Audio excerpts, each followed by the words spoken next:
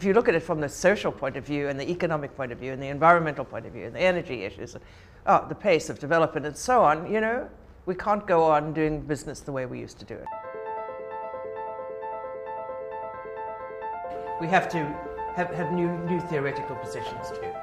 It's not just we're coming up with new models, but we just have to take apart the whole issue of urbanism and the interconnected aspects of this and start building new theories. MIT is composed of extremely powerful individuals with strong minds in their own areas, people with specified expertise, but all of whom are quite comfortable with friction and uncertainty. And this is actually what brings out the best in these collaborations. In order to make a better product, you have to fail many times to make it better. And that's something that I always found extremely refreshing about this place, is that the risk-taking is part of this culture. You don't always have to be sure what will be the outcome. You can.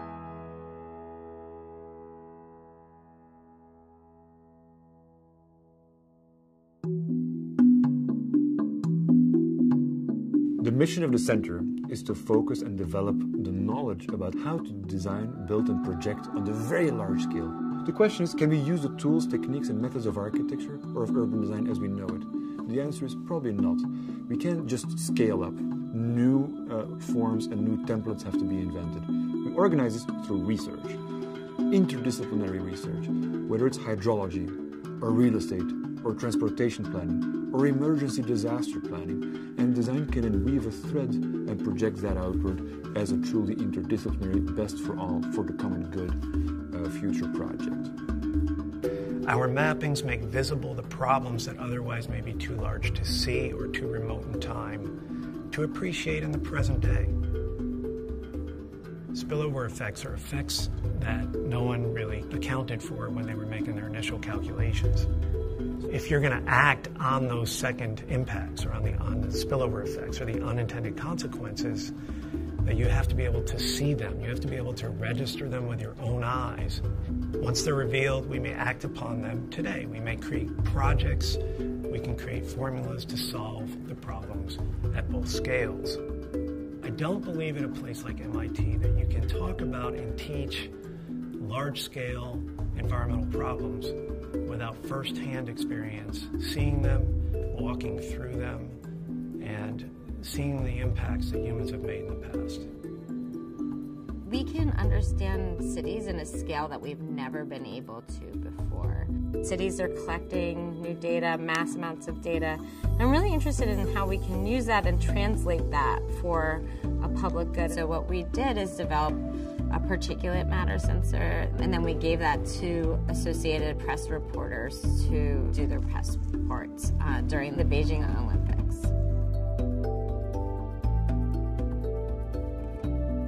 You have object makers and system thinkers coming together, and sometimes there's a clash, and what we try to do is catalyze the clash of those two concepts. Within the center, we have vigorous debate between different positions about the future of city form. One position in favor of large, open suburban meshes, another one for patchwork urbanism, infill in decaying and shrinking cities, and a third one favoring dense development along infrastructural trunk lines. People now are driving from suburb to suburb and not from suburb to center city. That is the interurban model. In some of the cities we studied, 87% of all suburban trips stayed within the suburbs. They never went to the central city. In my mind, the shrinking city represents a new kind of urban project. Far from being an effort to reconstitute the city or an effort to destroy and rebuild the city, the urban project of the shrinking city acknowledges the inevitable decline and opening up of the urban fabric, and yet projects the recreation of a certain kind of urbanity that acknowledges the potential for new forms of urbanization. What if the mobility network were to be remade as a hybrid, coordinated, bundled, multimodal system? The bundle brings together formerly disparate car, regional rail, and freight infrastructures so that they may work together.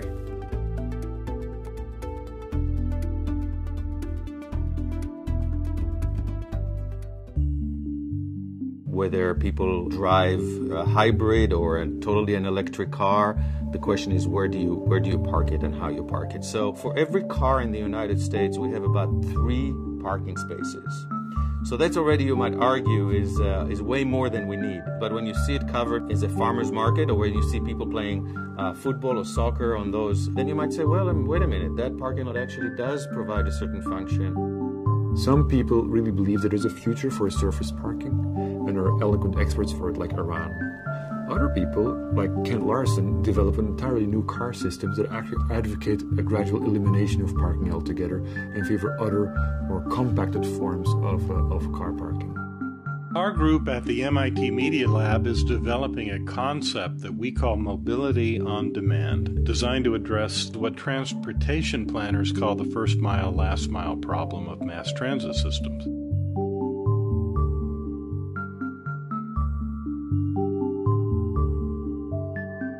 Car folds such that its length is equal to the width of a normal car, allowing it to go nose first into a parallel parking space, achieving 3 cars to every conventional automobile. To me, resilient infrastructure is more about the services that infrastructure provides. The first is robustness, and the second is resiliency. These 2 dimensions aim to maintain the functioning of the system while simultaneously maintaining the capability for us to change and adapt to unforeseen circumstances. That is, the future that we do not know. So what's really exciting about working with a larger agency like the World Bank is that we really feel that we can make a difference within the developing world. The Global Facility for Disaster Reduction and Recovery states that low-income countries account for only 9% of the world's disasters, but 48% of the fatalities. So the more we can anticipate hazards and build preparedness into everyday design, the more we can empower the residents and make the awareness become part of the development cycle.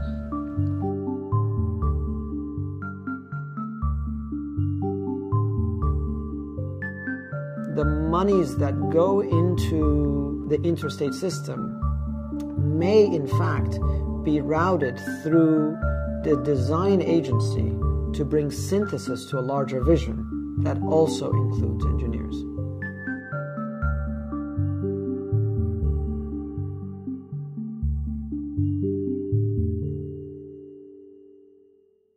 Today's pressing environmental problems create a tremendous challenge for designers.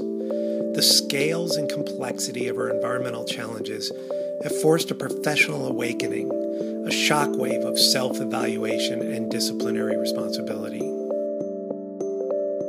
I work specifically on energy-efficient building design. So we have to look at urban microclimate in better detail, have to understand how buildings together change the weather around you effectively.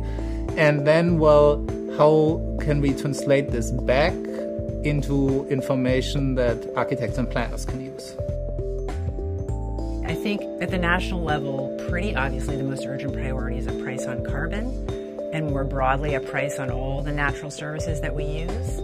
But at the local level, I think the most urgent priority is to really transform the institutional context of cities. We've started thinking about environmental problems and urbanism at a regional scale, and there's always been a demand for it, but there's never been much of a supply of really innovative ideas and approaches. So here's an opportunity for the Center for Advanced Urbanism to really take a different kind of approach. If you bring the political in, if you bring the economic in, if you bring the design in, put them all together, a lot of potential.